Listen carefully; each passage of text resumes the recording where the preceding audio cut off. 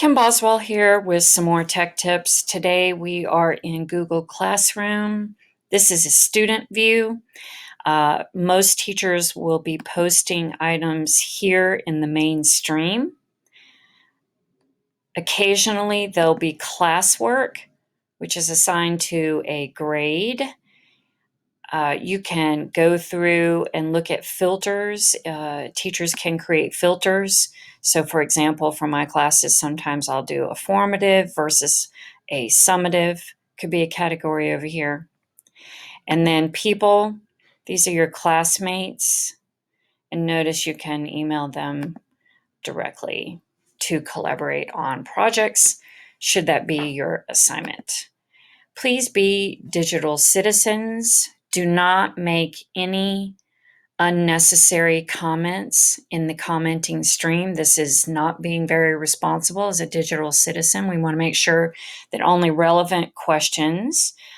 So in this environment, we're pretending like we're in a classroom and we're using those whole classroom norms to post comments, questions that are clarifying questions, preferably.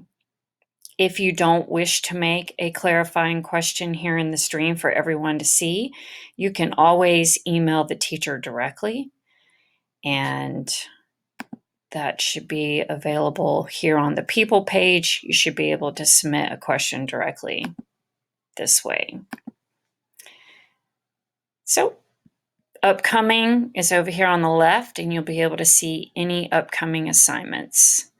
And when you click into the post, they expand and allowing you to create folders, mark it as done. Also in here, if you're turning something in, you would add or create from here and submit. Any private comments you can also submit here.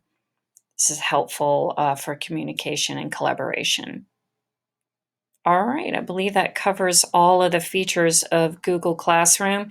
Parents do not see a view when they log in. They will not see, but they can get emails, weekly summaries of assignments. So under people, if the parent's email is listed on the teacher side, they'll be able to send out emails directly to parents. Thank you.